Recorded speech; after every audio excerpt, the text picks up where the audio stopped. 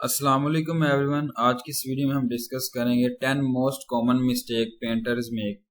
जो common mistake जो है वो पेंटर्स करते हैं। सबसे पहले आता है बैड ड्राइंग। अगर बैड ड्राइंग की बात करूं तो आपने देखा होगा कि कुछ लोग जो है वो कुछ चीज़ ड्रा वगैरह कर रहे होते हैं, तो काफ़ी ज़्यादा जो है वो कलरिंग को उसमें ऐड कर देते हैं। तो ये भी जो है वो एक बैड ड्राइंग की जो है वो मिस्टेक है। अगर आप कोई ऑब्जेक्ट है, जिस तरह आप स्काई समझ लें या कोई सी व्यू वगैरह, तो काफ़ी ज़्यादा आप जो है वो उसमें कलरिंग वगैरह ऐड कर देते हैं, जिससे जो है वो काफ़ी ज़्यादा कलरिंग स्प्रेड हो जाती है एक दूसरे के साथ। उसमें पिगमेंट्स शो हो रहे होते हैं, उसका पेपर भी जो है वो रफ हो रहा होता है। तो ये सारी चीज़ें आती हैं बैड ड्राइंग में। आपको जो है वो ऑब्जेक्ट के हिसाब से जो है वो पेंटिंग ड्रा करनी चाहिए, और ऑब्जेक्ट के रिलेट आपको जो है वो कलर वगैरह करने चाहिए। सेकंड मैं बात करता हूँ not creating an effective block in. अगर आप जो है वो कोई ड्रा वगैरह कर रहे हैं किसी भी ऑब्जेक्ट का, उसमें जो है वो कलर और टोन्स वगैरह आप उसमें ऐड कर रहे होते हैं, जिसमें शेड्स वगैरह डार्क आप लगा रहे होते हैं, वो भी काफ़ी ज़्यादा ऐड नहीं आपको करने होते।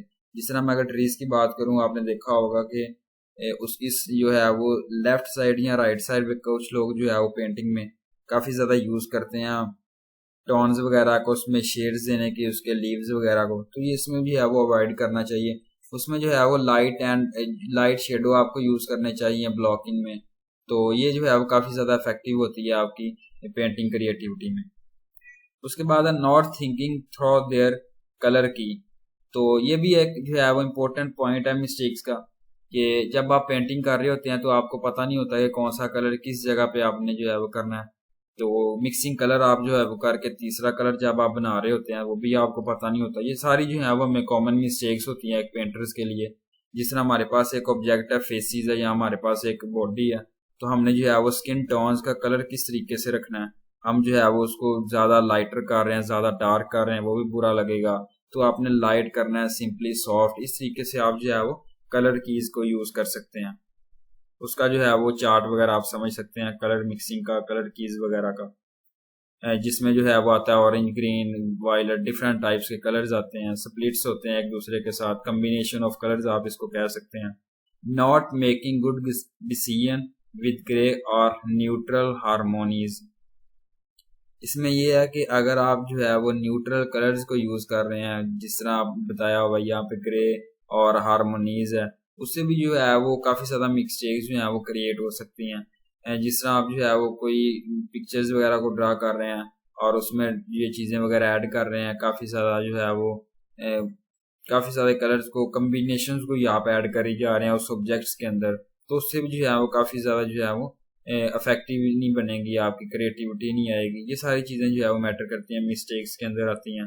कंपोजिशन एरर है, कि अगर आप जो है वो एक अच्छे पेंटर हैं, तो अच्छी आप जो है वो डिज़ाइनिंग कर रहे हैं, अच्छा आपको जो है वो स्किल नॉलेज है, तो जो जितनी बार आप जो है वो ट्राई करते रहेंगे उतना बार जो है वो आपको बेनिफिट्स होगा। ये नहीं है कि अगर आप पेंटिंग वगैरह को ड्रा कर रहे हैं तो उसमें काफ़ी सारी चीज़ें आ जाती है, कम्बिनेशन ऑफ कलर्स आ जाता है, चार्ट्स वगैरह आ जाता है।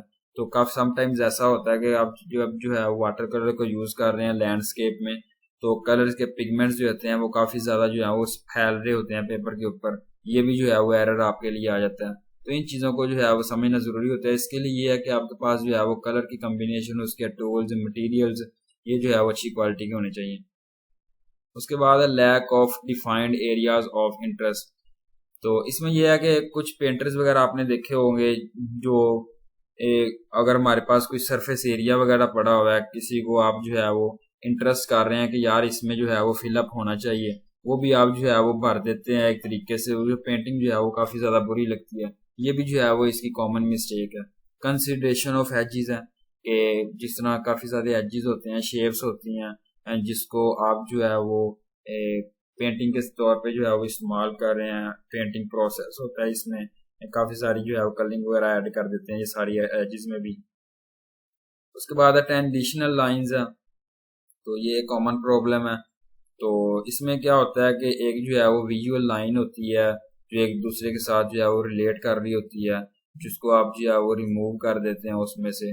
तो अगर मैं एग्जांपल की बात करूं तो यहाँ पे जो है वो आपने एक चीज़ जो है वो ड्रा की है, उसमें अगर आप क्रिएटिविटी लाना चाह रहे हैं तो टेंजेंट लाइंस का जो है वो होना बहुत ज़रूरी है। जिस तरह आपने देखा होगा कि समटाइम्स जो है वो आप पिक्चर्स ड्रा कर रहे होते हैं, आपने कलरिंग भी की है, बाद में आप जो है वो एक शेड्स भी ऊपर लगा रहे होते हैं कलरिंग लाइंस के तौर पे।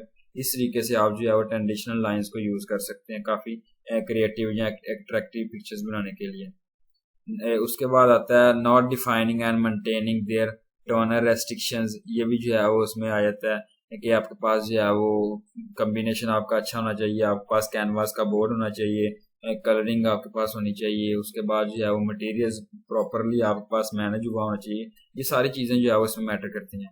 उसके बाद डिवीजन ऑफ स्पेस है कि कैनवास जो है वो एक अच्छी जो है वो आपको पता है शेप का होता है। ये सारी जो है वो स्पेस के अंदर आ जाती हैं जिस तरीके से आप उसको मैनेज करना चाह रहे हैं अपने पेपर शीट वगैरह को।